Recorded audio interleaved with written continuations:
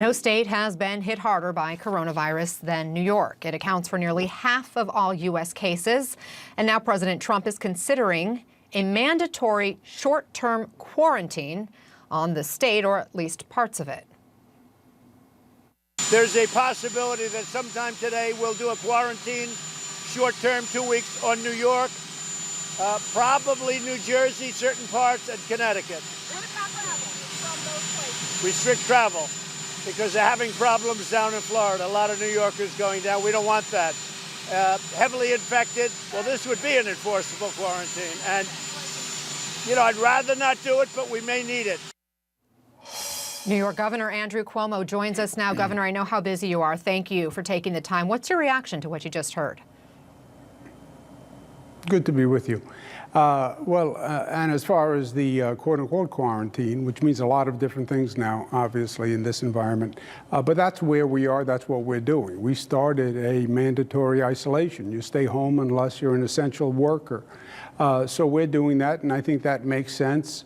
Makes sense for the state, makes sense for other states. Our neighboring states, Connecticut and New Jersey, which the president mentioned, are doing the same thing. So that policy, I think, makes sense. I don't know what an enforced quarantine means, but that's what we're doing already. So do you have any problem with the idea of there being travel restrictions? Essentially, what I heard from the president is perhaps New Yorkers couldn't leave the state. Well, that's not a quarantine. That would be a lockdown. If you said that we are geographically confining people, that would be a lockdown. Then we would be Wuhan, China, right? And that wouldn't make any sense. This is a time when the president says he's trying to restart the economy. New York is the financial sector. You geographically restrict a state. You would paralyze the financial sector. You think the Dow Jones, the stock market has gone down, it would drop like a stone. I don't even believe it's illegal. I don't even believe it's legal, interstate commerce clause, et cetera. So I think it would be exactly opposite everything the president is talking about. How would you ever operationally stop goods from coming to New York and New Jersey and Connecticut and food and trucks, et cetera? So I can't believe he's considering that.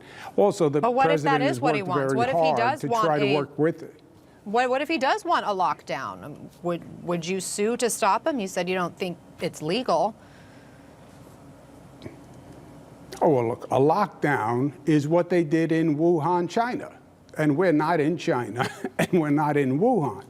I don't believe it would be illegal. I don't believe it would be legal. I believe it would be illegal. I don't believe you can say you cannot leave the state of New York, or the state of New Jersey, or the state of California. And by the way, if you wanted to start to do that, that would ripple all across the country, right? That it's New York, New Jersey, Connecticut today. Tomorrow it's New Orleans. The day after it's Detroit. Then it's Texas. Then it's Florida. Then it's California. At the same time that we say we're trying to restart the economy, I think I can't remember in history when it was done. You'd have to go back to the Civil War to talk about borders of states like that. I think it would paralyze the economy. I think it would shock the economic markets in a way that we've never seen before. As a governor, I'm not going to close off my borders. Trucks have to come in, food has to come in, mail has to come in.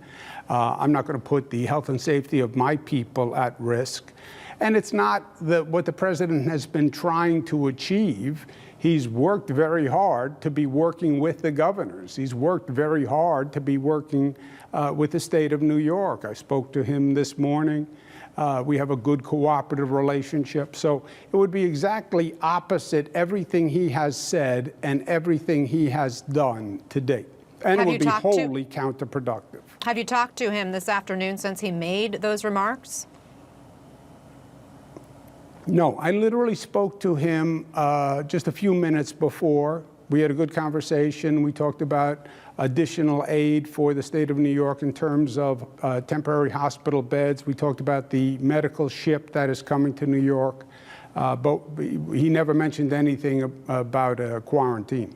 I mean, how would this even work? Do you think, I mean, would he send in the military to guard the bridges and tunnels going in and out of, for example, New York City, if it's just the city that's locked down? Yeah, no, it couldn't work. As I said, it would be the pictures you saw on TV with Wuhan province in China. I don't even know how you could possibly do it. You mentioned we need goods coming in and out of right. New York. And on we that need point, food coming in. We need mail coming in. Yeah. On your point that you made also about the financial sector, about being able to have interstate commerce, but also the financial sectors, it's the heart of Manhattan, right? What would this mean for the stock market? Would it have to shut down? Oh, it would drop like a stone. I mean, I don't know if it would operationally have to shut down, but it may as well shut down. You say you can't come to New York to do business. Business people can't leave New York to go to Chicago for a meeting. I mean, it would be chaos and mayhem. That would drop this economy in a way, I think, that wouldn't recover for months, if not years. So it's totally opposite everything he has been saying. I don't even think it's plausible. I don't think it's legal. And it would really, it would be total mayhem. I don't have another word for it. Well, no the New York governor Stock could stand Exchange for it. specifically, The governor of New Jersey can't. I'm sorry, I don't mean to interrupt you. I think there's a slight delay with our signal here, but I was thinking about the New York Stock Exchange. Obviously, if it's, you know, again, it's a little bit vague right now about the quarantine that he's speaking of, but at one point he mentioned New York City. I imagine there are a lot of people who go in and out of New York City who don't live in the city who might be part of the New York Stock Exchange. So that's where I was thinking about an impact when it comes to the stock market, right? Oh, no, you're exactly right, Anna. There are people who come in and out all day long dealing with the stock exchange. There are meetings, I mean, thousands of people coming in and out that are directly related to the stock exchange. So, and I know the president's very concerned about what's happened to the stock market. We all are. I am as governor of New York. Every person who has a retirement fund and has watched it drop is concerned. So why you would want to just create total pandemonium on top of a pandemic, I have no idea.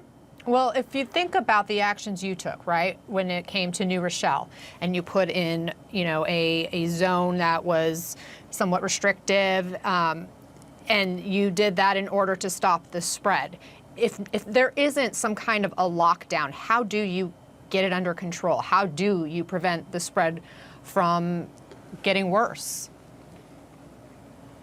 We had the hottest cluster, if you will, the hottest hotspot in the United States of America was New Rochelle, Westchester, as you said. And we did something called the containment zone that said we closed the school, no large gatherings. We never said you can't come and go. We've never confined people's mobility. We've never imprisoned people in a geographic area, even in New Rochelle. We called it a containment zone, which was not the best word. It was to contain the virus. It was not to contain people. We never contained anyone. I can't remember the last time this country said, we're going to contain you in an area. Again, that's why I don't even believe it's legal. You have all sorts of provisions, states' rights, interstate commerce, et cetera. So it's a preposterous idea, frankly.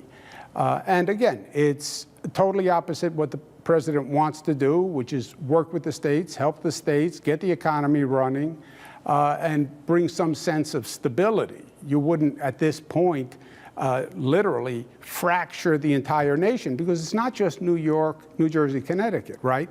It's Louisiana and New Orleans. And you're going to see these numbers continually going up. So every few days, it's going to be another hot spot. That's where we are. And if you start walling off areas all across the country, it would just be totally bizarre, counterproductive, anti-American, anti-social. It wouldn't even be productive. Look, this virus, you don't know who has it. We've done more testing in New York than any other state. That's why we know better who has it in New York. But once these other areas start to actually have the right tests and the volume of tests, you're going to see that it's all across the country. Governor, will you call the president tonight and speak with him about this? Look, if the president was considering this, I guarantee he would have called me. I mean, we talk about relatively trivial matters when it comes to dealing with this situation. This is a civil war kind of this is a civil war kind of discussion. So you don't believe he really is serious about it? I don't believe that he could be serious, that any federal administration could be serious about physical lockdowns of states or parts of states across this country. I don't believe it's legal. I think it would be economic chaos. I don't think the American people would stand for it.